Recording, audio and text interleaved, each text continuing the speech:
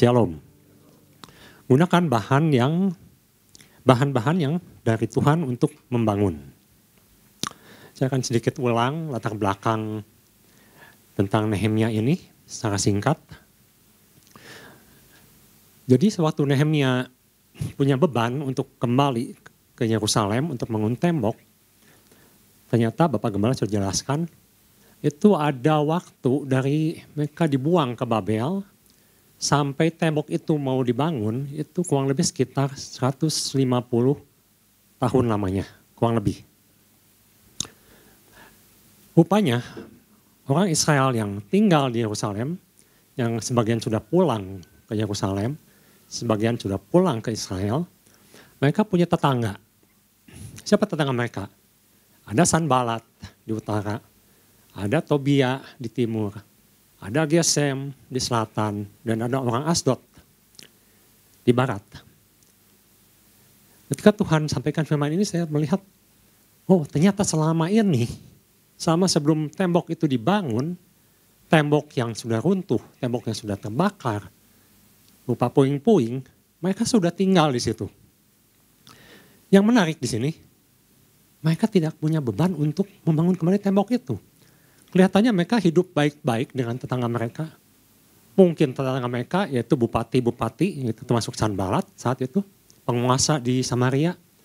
Hidup baik-baik dengan mereka. Tidak les, mungkin Sanbalat pun mungkin sedikit-sedikit membantu mereka dalam kehidupan mereka. Tidak ada masalah. Nah ini yang justru jadi masalah di mata Tuhan. Ketika orang hidup dalam puing-puing, hidup dalam keruntuhan, hidup tidak utuh, hidup dalam keterpurukan, hidup tidak bisa beribadah karena saat itu mereka tinggal dalam kota yang tidak ada perlindungannya. Bahkan mungkin membawa persembahan dan bait Allah pun tidak berfungsi dengan baik. Karena kalau kita lihat nanti ada buktinya di Alkitab, kaum Lewi tidak bisa tinggal di sana. Tidak ada keamanan, tidak ada rasa secure di situ. Semua hidup dalam level di bawah, standar malah. Tapi yang menarik di sini, mereka merasa hidup baik-baik saja. Sampai Nehemia datang. Dan disitulah masalahnya mulai muncul.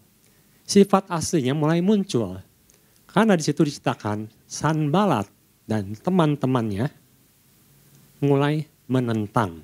Mereka katakan, untuk apa membangun tembok Yerusalem? Nah pesan Tuhan mengatakan, sudah Bapak Gembala sudah jelaskan, rekan-rekan sudah bawakan, kita harus mengingat bahwa ada puing-puing, ada runtuhan dalam kehidupan kita yang harus dibangun. Dimana mungkin kita merasa sudah nyaman di situ, merasa tidak perlu membangun lagi. Bahkan mungkin ada orang-orang yang sudah meninggalkan ibadah, sudah tidak berdoa lagi, dan merasa fine-fine saja.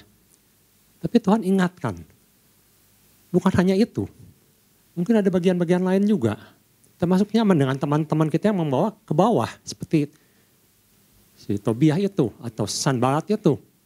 Yang akan baik-baik saja kalau kita ada di bawah. Tapi begitu Tuhan mau angkat kita, mau pulihkan kita, mereka tidak suka. Nah itu yang terjadi dan Tuhan ingatkan, marilah kita bangun kembali. Kembali membangun dengan bahan-bahan dari Tuhan, dengan cara yang benar, dengan cara pikir yang benar, dengan nilai-nilai yang benar. Nah pagi hari ini mari kita lihat, supaya kita bisa membangun dengan bahan-bahan yang benar dari Tuhan, apa yang harus kita lakukan? Yang pertama, kita harus sepakat dulu. Sepakat, sehati. Sepakat dengan siapa? Sepakat dengan Tuhan. Sepakat dengan sesama orang percaya. Sama dengan saudara-saudara kita, seiman. Bukankah Amos pasal 3 ayat 3 mengatakan, tidak mungkin dua orang berjalan ke satu tujuan yang sama kalau tidak sepakat. Yang satu ingin ke timur, satu ingin ke barat. Satu menurut dia tidak perlu, yang satu merasa ini harus dilakukan. Tidak mungkin. Itu yang terjadi dalam misalnya keluarga, hubungan teman, dan beribadah.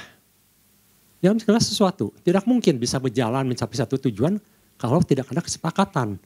Tidak ada kesatuan hati. Mari kita lihat. Nehemia pasal 4 ayat 6. Di situ dikatakan, tetapi kami, siapa kami? Nehemia dan penduduk di Yerusalem, imam-imam, pedagang, semua orang yang tinggal di Yerusalem, orang Israel, terus membangun tembok sampai setengah tinggi dan sampai ujung-ujungnya bertemu. Karena seluruh bangsa bekerja dengan segenap hati. Mereka semua satu hati. Mereka semua sepakat bahwa tembok harus dibangun kembali. Ibu Bapak bisa browsing, bisa lihat kira-kira tembok yang dibangun Nehemia itu seperti apa. Ada gerbang-gerbang, pintu masuk, kurang lebih sekitar 10 atau 12. Banyak pintu gerbangnya, dan di situ hancur semua pintu gerbangnya. Dan tembok-tembok itu juga semuanya sekelilingnya hancur.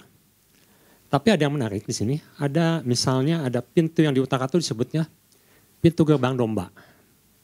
Pintu gerbang domba ini biasanya orang masuk lewat situ untuk membawa korban. Domba-domba, lembu, kambing, untuk dipersembahkan di Bait Allah.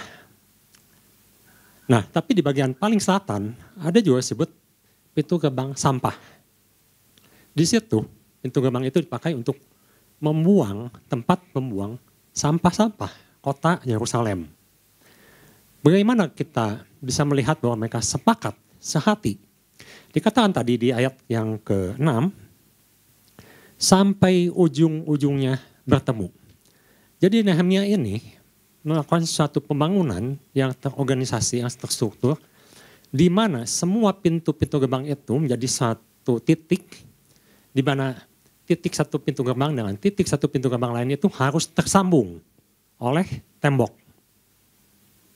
Dan itu berkeliling. Di situ dikatakan sampai titik-titik itu semua nanti bertemu kembali. Jadi mengelilingi itu. Sampai semua tembok dibangun. Kalau orang tidak sepakat atau mereka tidak sepakat, mungkin pintu yang dianggap paling tidak penting, yaitu pintu selatan, pintu tempat buang sampah. Bisa saja mereka berkata, Nehemia, kita bangun yang penting-penting aja dulu. Yang poin-poin yang utama, yang mungkin diserang. Yang itu kita abaikan dulu aja deh. Kita nyusul aja deh. Nanti aja deh, itu kan pintu yang untuk buang sampah. Orang pun gak akan masuk dari situ. Bisa saja mereka berpikir seperti itu. Tapi kita lihat ketika ada kesatuan hati, ada kesepakatan, mereka bekerja bersama-sama secara bersamaan di titik-titik itu sampai temboknya menyambung dan mereka bekerja itu sampai semuanya tersambung. Termasuk pintu gerbang sampah itu. Jadi kita lihat kalau seorang tidak sepakat, tidak setuju, maka pembangunan itu tidak akan terlaksana. Pemulihan itu tidak akan terjadi. Bagaimana kita bisa mendapatkan pemulihan keluarga misalnya? Kalau suami istri tidak sepakat. Tidak ada kesepakatan. Yang satu merasa tidak perlu. Untuk apa saya lakukan itu? Tidak akan terbangun. Puing-puing itu akan tetap ada di situ. Atau mungkin menganggap satu bagian itu tidak penting. Yang menurut istrinya penting, tapi menurut suaminya tidak penting. Maka tidak akan terbangun, tidak akan tersambung tembok itu. Di Galatia pasal 6, ayat 2, situ dikatakan kita harus saling bertolong-tolongan dalam menanggung beban. Dan situlah hukum Kristus berlaku. Di mana ada kesatuan, maka di situ katakan berkat Tuhan dicurahkan. Ada berkat yang diturunkan. Mari kita lihat di Mazmur 133 ayat 1-3. Di sini jelas sekali Tuhan katakan, di mana ada kesatuan, maka berkat itu dicurahkan. Seperti embun dari Gunung Hermon, turun ke Bukit Sion. Bukit Sion itu di daerah Yerusalem. Dan Gunung Hermon itulah gunung yang ditutupi oleh es, di mana es itu akan meleleh, turun, dan menjadi berkat, jadi mata air, jadi sungai ujungnya. Dan situ Tuhan katakan, seperti embun gunung Hermon yang turun ke atas gunung-gunung Sion. Sebab kesanalah Tuhan memerintahkan berkat kehidupan untuk selamanya. Kita maju sedikit di ayat sebelumnya. Sungguh alangkah baiknya dan indahnya apabila saudara-saudara diam bersama dengan rukun. Hidup dalam kesatuan, hidup dalam perdamaian, dalam kesepakatan. Disitulah Tuhan akan mencurahkan berkatnya. Jadi kesepakatan ini penting. Jadi bukan hanya kesepakatan secara horizontal dengan sesama kita, pasangan kita, keluarga kita, saudara seiman kita. Jadi kesepakatan juga dengan Tuhan. Ketika Nehemia sepakat dengan Tuhan untuk membangun kembali tembok itu. Dan ketika Nehemia sepakat dengan semua penduduk Yerusalem. Dan mereka mengerti Tuhan ingin mereka membangun kembali tembok-tembok itu. Maka mereka mulai bekerja sehati bersama-sama. Apakah ini tanpa tantangan? Nehemia 2 ayat 19. Kita lihat, ketika Sanbalat orang Horon dan Tobia orang Amon pelayan itu dan Gesem orang Arab mendengar itu, mereka mengolok-olok dan menghina kami. Kata mereka, apa yang kamu lakukan itu? Apa kamu mau berontak terhadap raja? Ketika kita, keluarga kita, jemaat Tuhan hendak membangun tembok atau bagian yang runtuh dalam kehidupan ini, musuh tidak suka. Sama seperti yang tadi ketika saya bawakan di awal. Kalau kita jauh dari Tuhan, kalau kita hidup terpuruk, musuh kita itu sangat senang. Dan dia tidak melakukan apa-apa, fine-fine saja. Tapi kalau kita mau bangkit, mau bangun, mau dipulihkan, maka musuh pun bergerak. Mulai mengintimidasi, mulai menggetak, mulai menakut-takuti, mulai memberikan pandangan-pandangan yang akhirnya kita berpendapat tidak mungkin. Itu yang dilakukan musuh. Nah, mari kita lihat. Ketika tembok dibangun dan semua akhirnya selesai, kemarin juga oleh rekan-rekan khotbah sudah disampaikan, dan saya pun cukup kaget. Karena selama ini selama membaca selebat saja, tidak terpikirkan bahwa selama 150 tahun terbengkalai, itu menggambarkan sesuatu runtuhan yang dimana orang hidup sudah terbiasa. Di zona nyaman yang di bawah, tanpa suatu kebanggaan, tanpa suatu hubungan yang baik dengan Tuhan, dan tiba-tiba bisa dipulihkan, bisa bersatukan temboknya, pasang lagi pintu gerbangnya, hanya dalam 52 hari. 150 tahun dibandingkan dengan 52 hari. Atau kurang lebih 1,5 bulan lah ya. Bagaimana mungkin sesuatu yang kelihatannya sudah begitu lama, yang sudah begitu mengakar, sudah begitu terpuruk, bisa dipulihkan.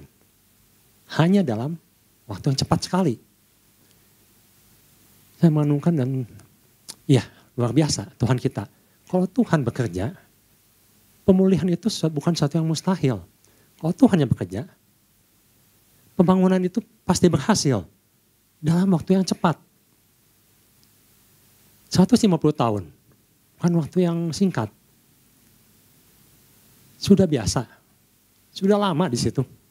Sesuatunya sudah mungkin sudah tidak terpikirkan kalau tembok itu bisa dibangun kembali. Tidak terpikirkan kalau tembok itu bisa dipasang kembali. Mungkin bagian-bagian itu sudah menjadi bagian dari kehidupan kita yang nggak mungkin lah. Nggak mungkin Tuhan. Mau kapan sih? Atau nggak mungkin lah ini bisa dipulihkan. Tidak ada tanda-tanda dipulihkan.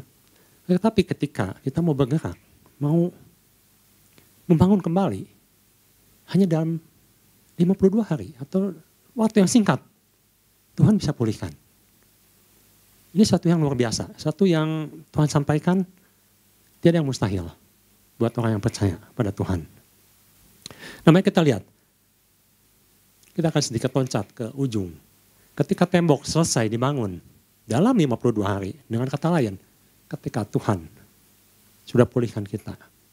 Sebenarnya ada satu titik yang harus kita jaga, kita maintain. Kita lihat Nehemia pasal 13 ayat 4-5. Apa yang terjadi ketika tembok sudah dipasang, pintu-pintu gerbang sudah dipasang, atau dengan kata lain ketika Tuhan sudah pulihkan kita, ternyata bisa terjadi sesuatu ketika hal ini tidak dijaga.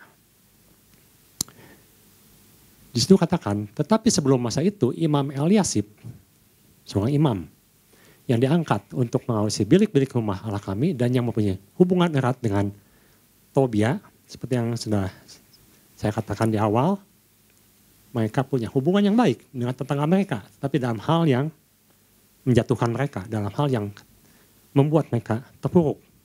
Ayat kelima, menyediakan sebuah bilik besar bagi Tobia.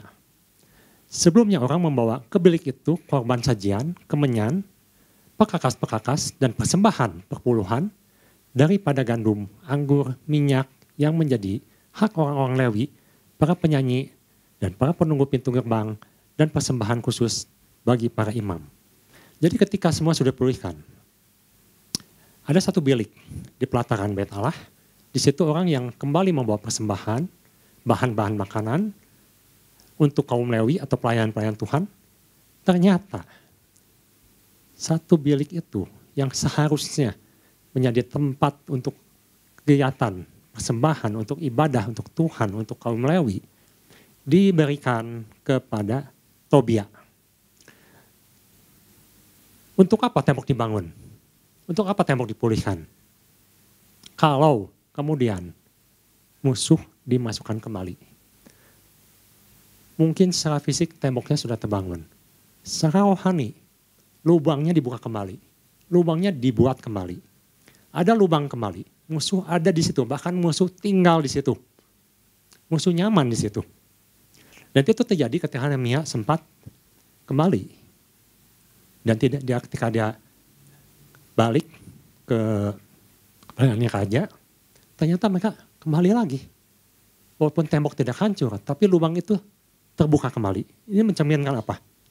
Ini mencerminkan bahwa sesuatu yang Tuhan sudah bangun, jangan kita buka kembali celahnya. Jangan kembali kepada teman yang lama, jangan kembali kepada kebiasaan yang lama, jangan kembali kepada keterpurukan yang lama. Bukankah kita merasa Tuhan sudah pulihkan hidup kita, tapi kita ambil kembali bagian-bagian yang seharusnya itu dibangun, malah kita lubangi kembali, malah diberikan kembali kepada musuh. Dan musuh nyaman di situ. Bahkan kita lihat di Nehemia 13 pasal 28. Bahkan dalam hal relasi pun, kadang-kadang manusia atau anak-anak Tuhan malah makin erat dengan orang yang ingin kita jatuh, ingin kita terpuruk. Seorang dari anak-anak Yoyada bin Eliasib, Yoyada itu anaknya Eliasib, dia punya anak atau cucunya dari Imam Eliasib, adalah menantu Sanbalat. Orang Haroni itu, oleh sebab itu usir dia daripadaku. Bagaimana mungkin orang yang mengintimidasi, musuh yang tidak suka kita maju, musuh yang tidak suka kita pulih, musuh yang mengintimidasi kerohanian kita, membuat kita terpuruk, membuat kita jatuh, malah dijadikan besan di sini. Besan ini menunjukkan suatu ikatan yang kuat, suatu ikatan yang secara hukum mengikat. Bagaimana bisa begini? Bahkan dalam hal firman Tuhan pun diputar balikan. Nehemia 6 ayat 11. Nehemia 6 ayat 11. Kita lihat bahwa hal-hal ini jangan kita anggap suatu yang ringan atau suatu yang sepele. Dalam hal hubungan, relasi dengan orang-orang yang dulu mengintimidasi kita, menjatuhkan kita, membuat kita terpuruk. Dan kita mulai bangun tembok lagi, kita mulai pulih kembali. Jangan kembali bikin relasi dengan mereka. Jangan kasih fasilitas dengan oleh mereka. Jangan mau mereka masuk kembali. Kenapa? Kan kita lihat di sini. Tetapi kataku, orang manakah seperti aku ini yang akan melarikan diri? Orang manakah seperti aku ini dapat masuk ke bait suci dan tinggal hidup? Aku tidak pergi. Jadi di sini katakan, Kalau Ibu Bapak nanti baca konteksnya. Nehemia ini dikirimi surat dan dibilang untuk diancam supaya dia melindungi atau bersembunyi di Bait Allah. Dan Nehemia katakan tidak bisa. Aku ini tidak bisa bersembunyi di Bait Allah. Mereka mengintimidasi dan mereka pakai firman Tuhan. Kita tahu bahwa Bait Allah itu menunjukkan suatu tempat perlindungan, tempat di mana hadirat Allah ada di sana. Mereka pakai firman itu. Mereka pakai ayat-ayat firman Tuhan. Untuk apa? Untuk menjatuhkan anak-anak Tuhan. Tetapi firman ini dipelintir. Kita lihat di ayat ke-12. 6 ayat 12. Karena ku ketahui benar bahwa Allah tidak mengutus dia. Dan diperhatikan. Nehemia tahu betul. Allah tidak mengutus dia. Mereka bawa nama Tuhan. Ia mengucapkan nubuat itu terhadap aku karena disuap Tobia dan Sanbalat. Jadi kita perhatikan. Orang bisa pakai firman Tuhan untuk menjatuhkan. Untuk meruntuhkan kembali. Tembok yang sudah capek-capek dibangun. Atau tembok yang sedang dibangun malah. Dihancurkan kembali. Kenapa? Mungkin pertama karena dia tidak tahu firman Tuhan. Tapi kita jelas di sini. Kita lihat. Nehemia tahu persis firman Tuhan. Dan dia tahu persis Tuhan tidak menyuruh hal-hal seperti itu. Nah, jadi di bagian pertama ini kita lihat bahwa tidak mungkin tembok terbangun tanpa kesepakatan. Bahkan kesepakatan ini sangat penting. Kesepakatan kita dengan Tuhan, kesepakatan kita dengan sesama, keluarga, jemaat Tuhan, saudara seiman, itu harus solid. Tapi terbalik malah. Kesepakatan dengan musuh atau orang-orang di luar Tuhan atau orang-orang yang memakai nama Tuhan, membawa firman Tuhan, tetapi menjatuhkan, membawa keterpurukan, membuat lubang kembali, itu yang harus dihindari. Jangan ke sana lagi, jauhi mereka. Paulus katakan tidak mungkin gelap dan terang itu bersatu, tidak mungkin. Pasti salah satu. Kita tidak mungkin menyembah dua Tuhan. Kalau tidak menyembah Tuhan yang satu, pasti menyembah Tuhan yang lain. Jadi Paulus jelas sekali menjelaskan gelap dan terang tidak mungkin bersatu. Terang harus bersatu dengan terang. Jangan bersatu dengan gelap. Nah, kita lihat bahwa memang tidak mudah. Orang yang sudah hidup lama di lingkungan yang sudah nyaman, sudah terbiasa, disuruh merubah sesuatu kebiasaan itu. Meskipun mungkin dalam waktu yang singkat Tuhan pulihkan bahwa kita tetap harus menjaga diri. Nah, sedikit kita lihat di Nehemia pasal 4 ayat 21 bahwa dalam membangun runtuhan ini memang kita harus bayar harga. Tidak mudah. Nehemia sendiri tidak mengatakan dalam 52 hari membangun dengan mudah. Tidak mudah. Musuh mengolok-olok, musuh mengintimidasi, musuh bisa menyerang. Bahkan harus bayar mahal. Demikianlah kami melakukan pekerjaan ini, sedang sebagian daripada orang-orang memegang tombak, memegang senjata, dari makanya fajar, dari pagi hari, dari subuh, sampai terbitnya bintang-bintang. Artinya apa? Kerja keras. Kerja keras. Dari pagi, subuh, sampai malam, sampai bintang-bintang muncul. Artinya sepanjang hari. Ayat 22. Pada waktu itu juga aku berikan perintah pada rakyat. Setiap orang dengan anak buahnya harus, wajib, bermalam di Yerusalem. Supaya mereka mengadakan penjagaan bagi kami pada malam hari berjaga, dan melakukan pekerjaannya pada siang hari bekerja. Jadi ibu-bapak bisa bayangkan, bangun pagi, malam mau tidur pun harus berjaga. Siang, kerja kembali. Atau dengan kata lain, boleh diistilahkan 24 jam. Selama 52 hari itu. Berjaga-jaga terus. 24 jam. Bekerja terus.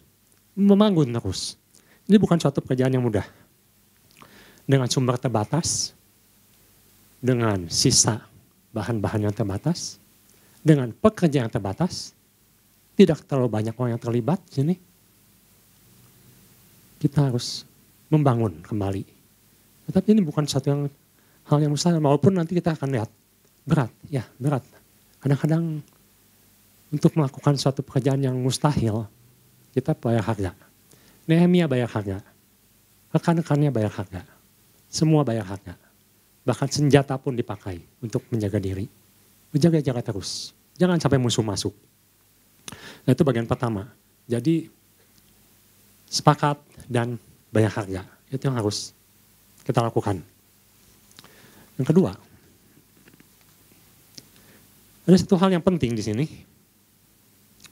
Dalam kita hal membangun, berjaga-jaga, bekerja, memulihkan kembali bagian-bagian yang hancur, bagian-bagian yang sulit, yang tidak mungkin. Kita harus sadar, yang bagian kedua adalah sadar kemenangan terjadi karena tangan Tuhan. Ini ada satu titik yang sangat-sangat penting. Karena kalau kita membangun, kalau kita bekerja, bahkan 24 jam sehari, tanpa satu konsep yang jelas, tanpa satu konsep yang benar, maka sia-sialah. Bukankah firman Tuhan mengatakan sia-sia orang bangun pagi-pagi, bekerja siang malam. Karena yang memberkati adalah Tuhan. Bukan maksudnya tidak bekerja, bukan. Tetapi akan sia-sia kalau kita hanya bekerja untuk tujuan kita sendiri, bekerja untuk kepentingan kita sendiri, bekerja dengan cara kita sendiri. Karena yang membuat berhasil, yang membuat Nehemia berhasil, yang membuat penduduk Yerusalem berhasil, itu adalah tangan Tuhan. Nehemia 4 ayat kedua. Dan berkata di hadapan saudara-saudaranya dan tentara Samaria, apa gerangan yang dilakukan orang Yahudi yang lemah ini? Apakah mereka memperkokoh sesuatu? Apakah mereka hendak membawa persembahan? Apakah mereka akan selesai dalam sehari? Apakah mereka akan menghidupkan kembali batu-batu dari timunan puing yang sudah terbakar habis seperti ini? Yang pertama, kita harus menerima diri. Dalam keadaan terpuruk, kita harus terima kenyataan. Di hadapan Tuhan, membuka diri. Kita harus mengaku, Tuhan, saya lemah. Bukan artinya berbohong atau menyangkal diri, bukan maksudnya kita harus terbuka di hadapan Tuhan. Kita lemah. Ketika Sanbalat dan teman-teman menyatakan, apa yang dilakukan orang-orang lemah ini? Apakah dia menggertak? Kenyataannya begitu. Beratus tahun. Mereka tidak bisa membangun. Mereka ini orang-orang pembuangan, orang sisa-sisa, orang Israel. Dianggap lemah, dianggap tidak mungkin, dianggap tidak ada kekuatan. Kita harus menerima kalau kita lemah. Kita harus menerima kalau kita ada hal-hal yang tidak bisa di luar kekuatan kita. Kita harus sampaikan pada Tuhan. Sumber daya kita terbatas, kemampuan kita terbatas. Kalau kita harus akui di hadapan Tuhan. Yang kedua, cara manusia memang tidak mungkin. Tapi kita punya harapan di dalam Tuhan. Bukankah Alkitab mengajarkan Tuhan lakukan sesuatu yang tidak mungkin? Daud, yang Bapak Gembala sudah jelaskan, melawan Goliat, situasi yang tidak mungkin. Levelnya pun jauh. Satu bergembala, biasa dengan hewan, biasa mengembalakan, bukan tentara. Satu profesional, ahli, cakap, hebat, sudah teruji. Bukankah itu yang dihadapi? Sesuatu yang tidak mungkin. Tapi bersama Tuhan, Daud bisa mengalahkan Goliat. Gideon melawan musuh yang berlaksa-laksa. Ratusan ribu, hanya dengan 300 orang. Bukankah itu sesuatu yang tidak mungkin? Tidak mungkin. Tapi bersama Tuhan, Gideon bisa menang. Nehemia 4 ayat 9 sampai 14. Tetapi kami berdoa kepada Allah kami, mengadakan penjagaan terhadap mereka siang dan malam karena sikap mereka. Pak Gembala sudah katakan bahwa doa pada Tuhan. Tetapi jangan berhenti di situ. Berjaga sepanjang malam, artinya sambil berdoa, sambil melangkah, sambil melakukan. Ini artinya kita melangkah dengan iman. Ayat 10, berkatalah orang Yahuda, kekuatan para pengangkat sudah merosot dan puing masih sangat banyak. Tak sanggup kami membangun kembali tembok ini. Ini satu kenyataan. Capek. Nggak sanggup. Kadang dalam menjalani pembangunan, lubang-lubang, sesuatu yang kita anggap tidak mungkin, kita merasa capek, merasa jenuh, merasa tidak mungkin. Kalau Daud punya mental seperti ini, kalau Gideon punya mental seperti ini, maka mereka akan berhenti di titik mereka cuma berdoa, di titik di mana mereka cuma punya pengharapan, tapi tidak bergerak. Kita belajar dari Daud, kita belajar dari Gideon, belajar dari Nehemia. Ketika doa disampaikan, ketika harapan itu muncul, mereka bergerak. Nehemia mulai membangun. Daud mulai mengumpulkan batu-batu, mulai bergerak. Gideon mulai mengumpulkan orang. Semua dilakukan, bukan diam.